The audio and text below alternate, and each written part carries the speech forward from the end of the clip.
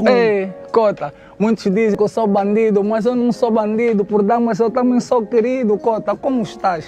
Eu estou bem, meu irmão. Nas tuas palavras eu senti uma grande motivação. Vejo que acreditas em ti, tens muita dedicação. Eu queria perceber qual foi a tua sensação. A minha sensação é aquela que eu vou levar o pão para casa, levar MC tipo um carro de mão. Até quando não rima, eu rimei.